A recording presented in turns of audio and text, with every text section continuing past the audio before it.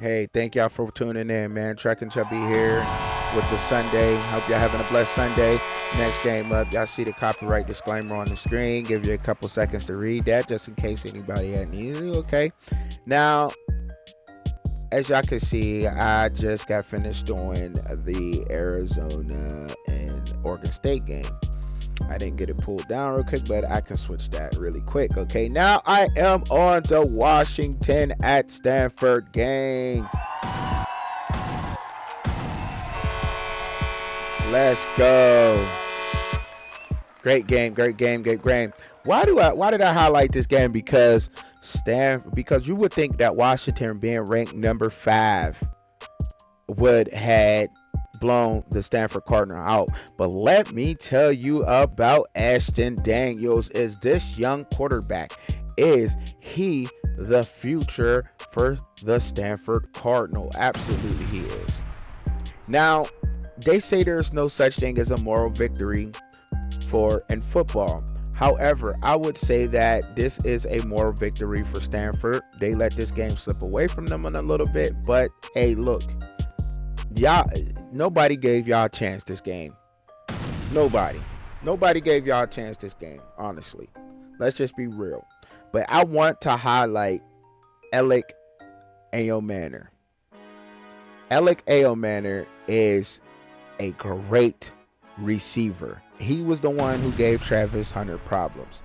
Now, we all gave Travis heck for that. You know, we told Travis he got beat. You know, a lot of people, you know, some of the Buffalo's podcast said, you know, it wasn't his fault, whatever, but he did. But it was by a great receiver. He is giving everybody that work. Yes, he is. Alec Ayomanor had 9 receptions, 146 yards, 1 tutty. But he is giving everybody that work. Do you hear me?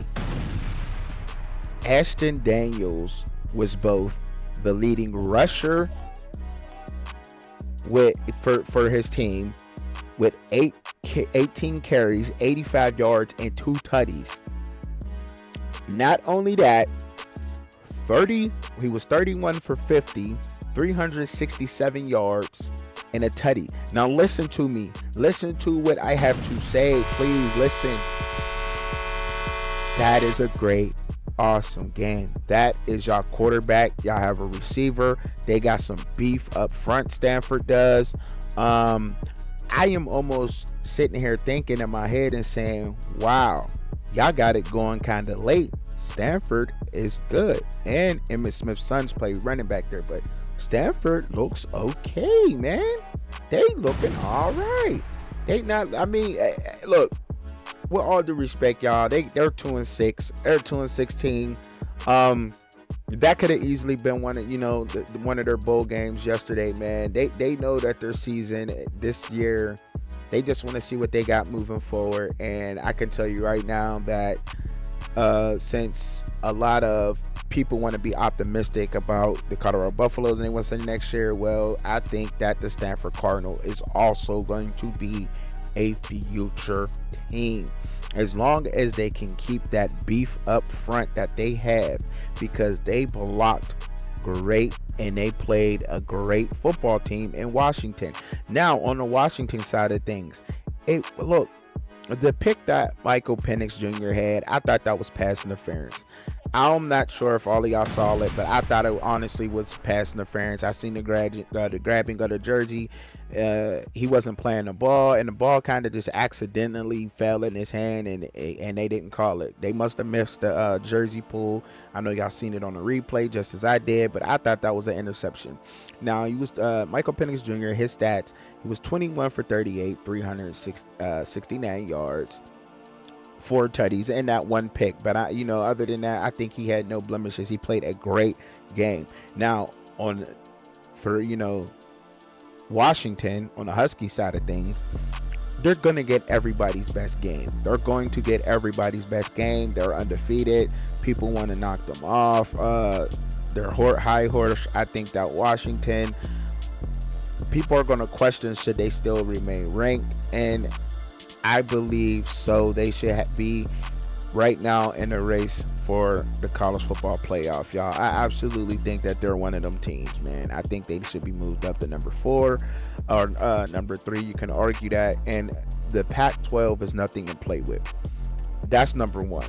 We are seeing how physical the Pac-12 can be. You know what I mean? Like, a lot of people, you would think that the Pac-12 was packed with a lot of speed, but they do have speed, but a lot of their speed guys also have power. Look at Alec Iomanner, for instance.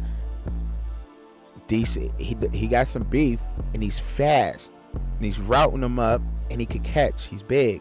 Look at the receivers over there for Washington right now. Jalen Polk. 5 receptions, 148 yards, 2 tutties. They're fast, they're good, they're NFL ready. These wide receivers are for Washington. They're beef up front. They're staying consistent, and that's the hardest thing to do, is to stay consistent and not get complacent in your record and saying that, okay, I'm undefeated. We're playing a team that right now is 2-5. They have no chance, and they have to be on the field with us and still coming out there. And they got a slow start, but they're playing the game and they're finishing off. They ran the ball for their last touchdown, to pull ahead, and that says something about your football team. They're still playing hard. Dylan was still running hard. Dylan Johnson was still running hard. The offensive line was still blocking. They did not give up. They didn't get too complacent. They still won that game. So, and that goes for all the teams right now that are still undefeated in college football. They're going to get everybody's best game, y'all, and it's hard to stay consistent at the college level. That's why if you have a good offensive line and a good defensive line right now in the college level, and I'll get into that in my next segment, but you pretty much have a good team, and the consistency matters, right? So for that alone, y'all, I think we should be ranking right now on a lot of people's list that Washington is number 4 because they're showing resilience, and they're gonna get everybody's game. But if you're a Stanford Cardinal fan, hey man, there's no thing hanging your head right now. I think that y'all got a good future program, and I think that y'all will be very competitive. Next season, I think that y'all have a chance to be very competitive as long as y'all can keep who y'all have now and keep building and working out and keep Ashton Daniels. You know what I mean? He's just awesome. He really is, man. He's balling out. We talk about so many other different quarterbacks around the Pac-12 that we overlook a team that is 2-6 and their quarterback is 31 for 50, 367 yards and a tutty, 18 carries for 85 yards and 2 tutties. Like, come on, man. That you talk about a dual threat. Woo. Okay. All right. So that's it for the game right there. Y'all stay tuned in to my next segment. Make sure that y'all like, share, and subscribe. Thank you. Hey, happy Sunday to everybody out there. I hope y'all having a blessed Sunday. Let's go. Sunday football is coming up, ladies and gentlemen. As y'all can see, the copyright disclaimer is on the screen. I'll give you a couple seconds to go ahead and read through that. And then here comes Truckin Chubbzy in 3, 2, 1. Here we go. Hey, so we got the Colorado Buffaloes UCLA game, and that's what I'm talking about right now, ladies and gentlemen. I need to say something, and it is Bob. Like, so me and a couple of Colorado Buffaloes fans, they decided to reach out. They shout out to them. They're good fans. They let me be in there, right? They let me become a part of the community. We got to talking about a lot of the game, and I'm telling you right now, that Buff Nation is so upset with this offensive line. This offensive line is horrible. Yeah, we know. But I'm telling, there's no buts. That is literally the only thing wrong with the Colorado Buffaloes. Their defensive line gets tired. I can't even. They can use an upgrade or two and a defensive line, okay? But they very may well have that defensive line guy on the team, right? A lot of people say they keep shuffling players. You hear all kinds of things. They're shuffling a lot of players. My thing is with that, when you say somebody's shuffling players, you say that. I'll go ahead and I'll argue that they're trying to find guys that want to win, that are not getting bullied on the field. You cannot scheme around a offensive line that will not block. Their left tackle, 6'7", cannot block anything. Well, no. I'm not gonna say that. Look. I'm noticing something, right? Then they get the blame in Sean Lewis, right? Great offensive mind. I will tell y'all right now, if you think that did you think that Sean Lewis is a bad if he's a bad coach, I would say, and where's my notes at, right? Okay. I will tell you right now that if you go look up the week 4 game versus number 1 Georgia, Kent State in 2022, if you see the way that offensive line was blocking, Sean Lewis's offense will work. Now, do I think that there is some problems between him and Shedeur? Well, maybe Shedeur is not bought all the way in to his OC's play calling, and he should be, because Shedeur is mobile. But even when you look at the very first game versus TCU, they study Sean Lewis's offense. The reason why the Buffs put up that many points, and they should be putting up this many points every week then and there, is because the respect that TCU's defensive coordinator and TCU had for Sean Lewis's offense. They know that his offense is great. In 2020, the COVID year, ladies and gentlemen, for everybody who's saying everything about Sean Lewis, is that I will argue that they were number 2 in expected points, only behind number 1 Alabama, and we're talking about Kent State's offense. Sean Lewis is a great offensive mind, but you cannot scheme around an offensive line who does not have the attitude to block. And also, some of the blame goes to the quarterback. It does. Shedeur is a great player, but blame goes to the quarterback. Even in the TCU game, when you look at Sean Lewis's offense, it's almost like the read option what Philadelphia runs. It's very similar. It's very similar when you look at the way that offense is ran. It is ran like just almost like Philadelphia's read option with Jalen Hurts. However, when you look at the TCU tape, you will see that Shedeur's not even selling the fake. Some of the running backs aren't even selling the fake because they know he wants to pass the ball. He's looking that, you know what I mean? He's not like, it's an option. Hand the ball off or you passing it. He was putting the ball out, pulling it up, and passing the ball. It worked the TCU games, but it's not going to work on all the other games. There is some kind of disconnect between the players, and maybe they're not studying. Maybe that may be the problem. But Sean Lewis's offense is a read option offense that consists of that speed and the offensive line blocking. Yes, it's a quick offense and it works and it's very effective. However, you have to have a guard and that wants to go and fill the hole and hit somebody and run somebody over. They playing patty cake out there with the defensive line and they're just getting beat every play because you cannot play patty cake on a football field. You can't do that as an offensive lineman. It's just horrible. And when Matt McChesney gets on, his weekly show for the DNVR, I know he's going to rip him a new one. Hire Matt McChesney. Maybe he'll give him some attitude because I don't care how many stars you are or whatever.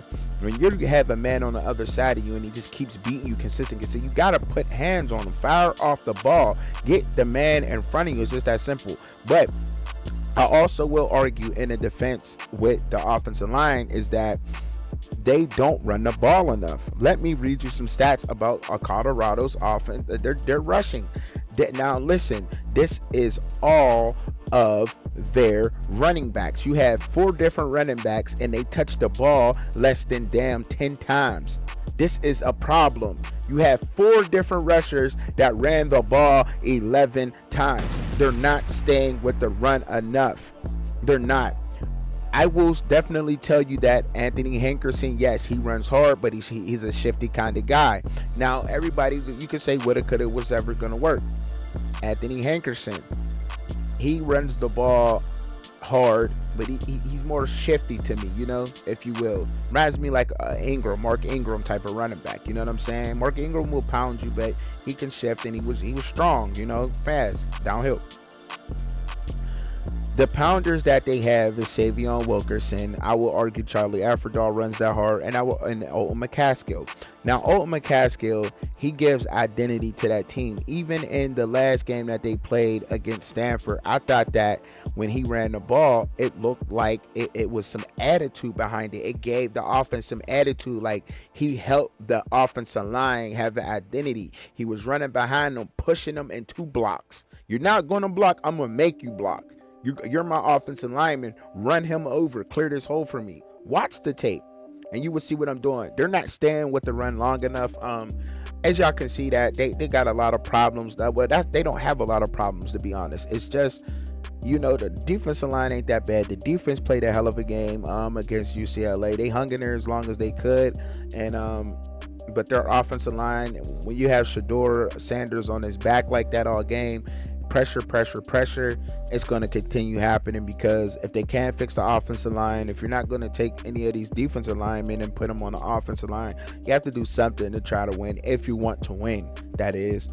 But if you're okay with just, going into next season, then I guess that, you would leave the same offensive line in there, and you wouldn't plug any of these defensive linemen guys on the offensive line, because you got to have a mentality to hit some of the back, and it just takes away from the depth of the defensive line. So I get that, but yeah, man, it just looked bad out there, and you almost feel bad for the guys, man. You do, man, and because it's just that no blocking there. So Shedeur Sanders was 27 for 43, 217 yards, 1 touchdown. Like I said, you had 4 different ball carriers that ran the ball 11 times for less than 50 yards, or for less than 40 yards, less than 50. 4 different ball carriers, you know what I mean? A lot of guys got in on offense. He spread the ball around pretty good. Xavier Weaver had 5 receptions, 86 yards. I'm